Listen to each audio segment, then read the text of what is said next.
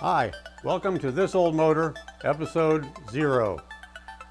We're going to go through a few preliminaries before I actually get this series rolling. And I just want to let you know from the get-go that this is primarily about Mk1 Volkswagens. For those of you who grew up in America, that means the rabbit, the GTIs, the Cabriolets, and for those of you overseas, whatever the hell you called it. But they're all basically the same thing under the hood, and that's what this series is all about. Our motors and fuel injection systems and everything that attaches to them.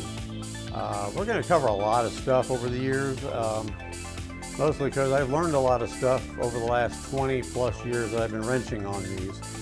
And when I say wrenching, I'm not a professional. I'm a computer programmer, I'm a video producer, but I love putting together motors. And so that's what I've been doing. I'm in the midst of doing one right now. This is a 2-liter ABA bottom end, JH 8-valve top end, with a lot of tricks here and there. And hopefully we'll be pushing about 150 horse. That's my goal. If I don't get there, we'll push a little harder. And that's what the series is all about. And I'll let you in on a big, not so much secret. We're going to cover K-Jetronic fuel systems in depth. And I mean in depth. We're going to cover how the whole system works, how the pieces work together. We're going to have probably an episode on every individual piece and cover why it does what it does, how it does what it does, and what to do when it doesn't.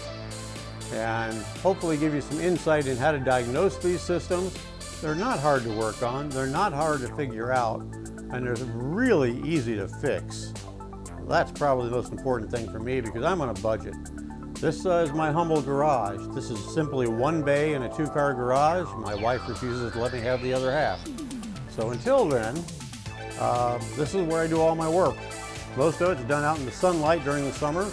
Winter time comes, I've got a heater. Hank Hill's giving me a tank of propane, so I'm good to go.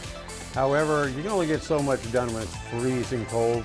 For instance, I had to hold off on working on the block because I couldn't get the block up to temperature, and I can't take tolerances on this engine unless it's up to room temperature. So I can take them, but I can't trust them. That's the most important part. So I've had to wait till springtime in Indiana, which could be June at the rate things are going. So we'll have to hang on. It's gotten pretty warm here in the last couple of weeks, which is why I'm finally getting back to getting this engine together. And we'll be covering throwing it in the car, pulling the other one out.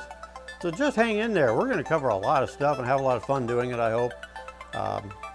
You're not going to find any fancy lifts in here. I have a chain hoist strapped around a couple of rafters. That's how I get things up and down.